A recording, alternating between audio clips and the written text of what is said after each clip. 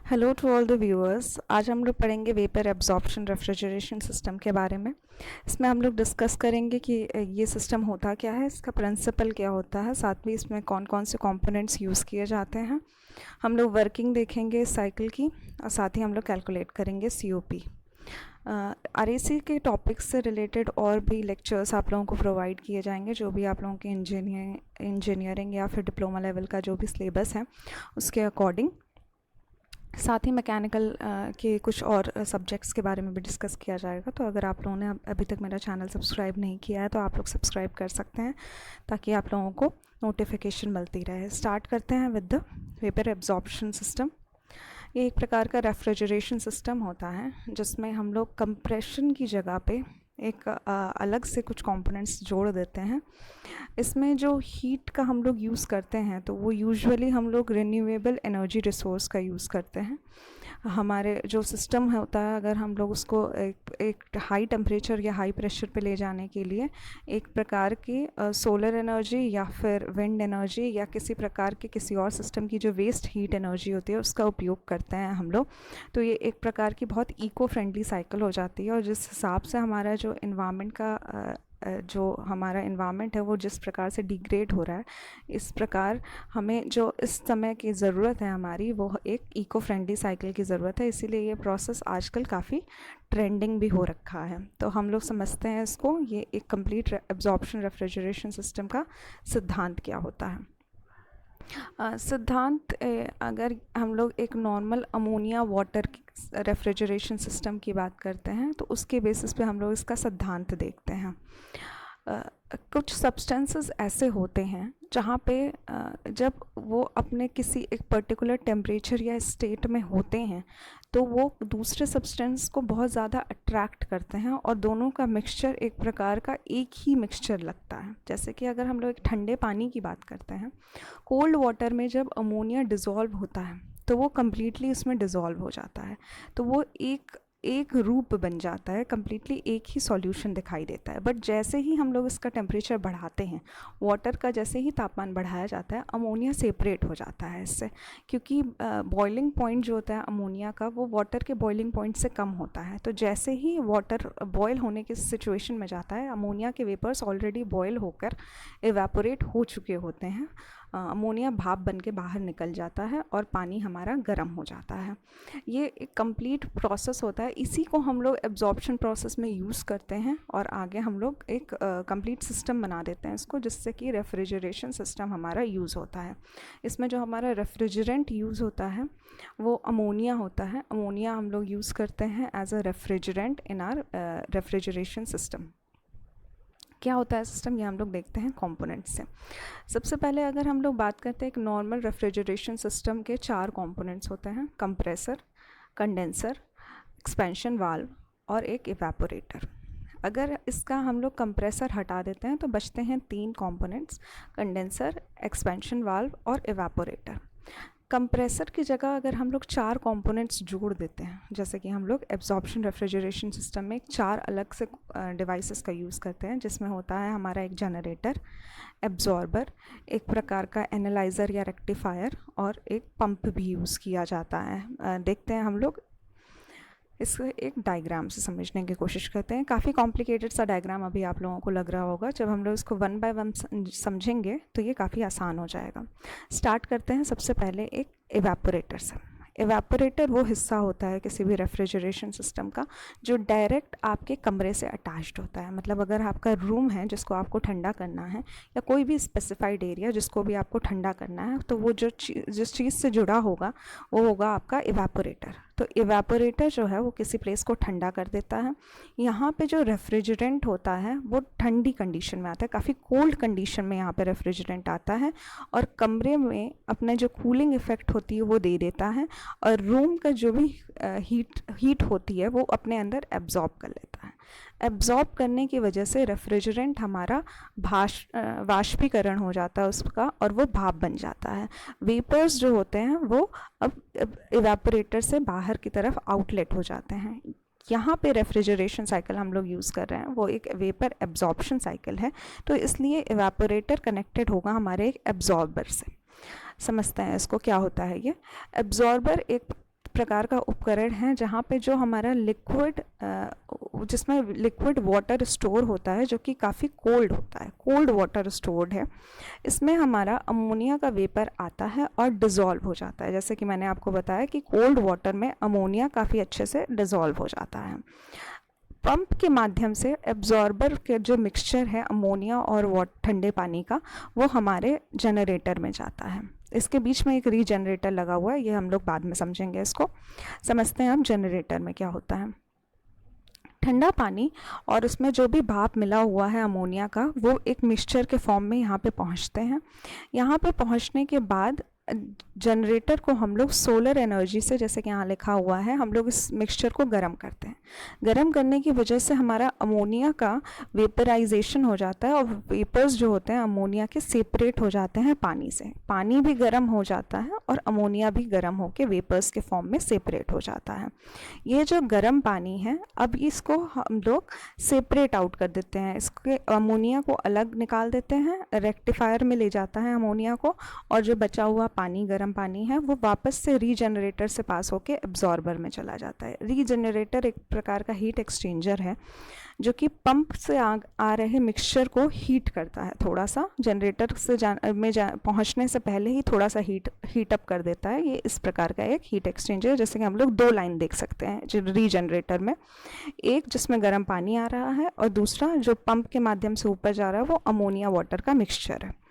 Rectifier में जो चीज़ जाती है वो होती है हमारे अमोनिया के वेपर्स। इसमें जो बचे कुचे वाटर के जो भी पार्टिकल्स बच जाते हैं उसे भी रिमूव कर दिया जाता है। रेक्टिफायर एक प्रकार का सेपरेटर है जो कि बचे हुए वाटर वेपर्स को अलग कर देता है और अमोनिया को आगे कंडेंसर में पास कर देता है। कंडेंसर में जो अमोनिया जाता है वो काफ़ी हाई प्रेशर और हाई टेम्परेचर का होता है। कंडेंसर में ये हमारे इसको हम लोग एनवायरनमेंट के साथ थोड़ा सा मिक्स करते हैं और यहाँ पे एक प्रकार का वातावरण का जो भी तापमान होता है उस अकॉर्डिंग इसको थोड़ा सा ठंडा कर दिया जाता है। एक प्रकार का हीट एक्सचेंजर है हमारा कंडेंसर। उसके बाद ये थ्रॉटलिंग प्रोसेस से पास होता है जहाँ पे अमोनिया का प्रेशर ड्रॉप किया जाता है काफ़ी ज़्यादा, जिसके वजह से टेम्परेचर इसका काफ़ी ड्रॉप हो जाता है और एक कूलिंग इफेक्ट प्रोड्यूस होती है। यही कूलिंग इफेक्ट जब इवेपोरेटर में जाती है तो हमारा जो कमरा होता है उसको, जो भी स्पेस होता है हमारा, उसको हम लोग ठंडा कर देते हैं। इस प्रकार से ये कंप्लीट प्रोसेस चलता रहता है। इवेपोरेटर से फिर से एब्जॉर्बर में जाती है अमोनिया के वेपर्स, पानी के साथ मिक्स होती है, जनरेटर में एक बार फिर से सेपरेट होती है, अमोनिया और वाटर को सेपरेट किया जाता है और साथ ही इसके टेम्परेचर और प्रेशर दोनों में वृद्धि कर दी जाती है। उसके बाद फिर ये कंडेंसर से पास होती है और इस प्रकार से कंप्लीट प्रोसेस जो हमारे रेफ्रिजरेशन सिस्टम का है वो चलता रहता है। वर्किंग इसकी हम लोग वन बाय वन समझ सकते हैं। यहाँ पे लिखा हुआ है कंप्लीट वर्किंग, इसके साथ ही इसकी वर्किंग हिंदी में भी लिखी हुई है। अगर इसको हम लोग समझने की कोशिश करते हैं तो हम लोग देख सकते हैं कि यहाँ पे लिखा हुआ है कि ड्राई अमोनिया के वेपर्स जो हैं वो इवेपोरेटर से निकल के एब्जॉर्बर में जाते हैं। एब्जॉर्बर में इसका एक स्ट्रॉन्ग सॉल्यूशन बनाया जाता है ठंडे पानी के साथ, और जो भी इसकी जो भी एक्स्ट्रा एनर्जी निकलती है वो एब्जॉर्बर में एक कूलिंग वाटर की सप्लाई दी जाती है। वहाँ पे कूलिंग वाटर्स की सप्लाई से ये ठंडा होता रहता है कंटिन्यूसली। फिर ये पंप के माध्यम से जनरेटर में जाता है। जनरेटर में एक एक्वा अमोनिया स्ट्रॉन्ग सॉल्यूशन बनता है वाटर वेपर का और जो हमारा अमोनिया का वेपर्स हैं दोनों का। उसके बाद ये सेपरेट आउट हो जाता है क्योंकि गर्म हो जाता है ये। इस प्रकार से कंप्लीट प्रोसेस चलता रहता है। हम लोग इसको वन बाय वन पढ़ सकते हैं। जो मैंने डायग्राम में एक्सप्लेन किया वही मेन इसका प्रोसेस है और ये सारी चीज़ें लिखी हुई है। इन सारी चीज़ों को आप लोग स्क्रीनशॉट ले सकते हैं। ये आप लोगों के नोट्स के लिए काफ़ी फ़ायदेमंद होगा। हिंदी में भी लिखा हुआ है ये सारी चीज़ें। नेक्स्ट हम लोग देखते हैं कैलकुलेशन ऑफ COP। नॉर्मल अगर हम लोग COP की बात करते हैं तो हम लोग को कैलकुलेट करके देखते हैं। यहाँ पे एक सिस्टम है। सिस्टम में हम लोग 3 प्रकार के टेम्परेचर के साथ डील कर रहे हैं। एक जनरेटर का तापमान, दूसरा हमारे इवेपोरेटर का तापमान, तीसरा हमारा जो एक एटमॉस्फेरिक तापमान है, TO से डिनोट करते हैं हम लोग उसको, तो एटमॉस्फेयर का जो भी तापमान है उसके साथ, और साथ ही जो पंप का वर्क है उसके साथ भी समझते हैं इसको। सिस्टम में जनरेटर के माध्यम से हमारा एक प्रकार का हीट जो है वो इनलेट हो रहा है सिस्टम में, इसे हम लोग QG लिखते हैं। इवेपोरेटर में भी एक प्रकार के हीट जो होता है वो सिस्टम में एंटर किया जाता है जिसे हम लोग ई लिखते हैं इवेपोरेटर का। अगर हम लोग एब्जॉर्बर और कंडेंसर की बात करते हैं तो यहाँ सिस्टम से हीट को बाहर निकाला जाता है। तो यहाँ पे जो हीट सिस्टम से बाहर निकलती है वो हो जाती है QA प्लस QC। ए जो है वो एब्जॉर्बर हो गया, सी जो हो गया वो हमारा कंडेंसर हो गया, और पंप में हम लोग वर्क देते हैं तो ये WP जो हो रहा है वो सिस्टम में आ रहा है हमारा। तो अगर हम लोग फर्स्ट लॉ की बात करते हैं तो फर्स्ट लॉ ये कहता है कि जितने भी प्रकार की हीट सिस्टम में आ रही है और जितने प्रकार की दी जा रही है, इन सब का जो नेट सम होता है वो ज़ीरो होता है। तो इस प्रकार से हो जाएगा हमारा सारा का जो सम होगा वो ज़ीरो के बराबर हो जाएगा। इसके बाद अगर हम लोग सेकेंड लॉ की बात करते हैं तो जो टोटल एंट्रोपी होती है सिस्टम की वो greater than equals to zero होती है किसी भी सिस्टम के एक नॉर्मल पॉसिबल होने के लिए उसको। तो ये अगर सिस्टम को पॉसिबल बनना है, एक संभावित सिस्टम बनना है, तो वो ग्रेटर देन ज़ीरो होना चाहिए।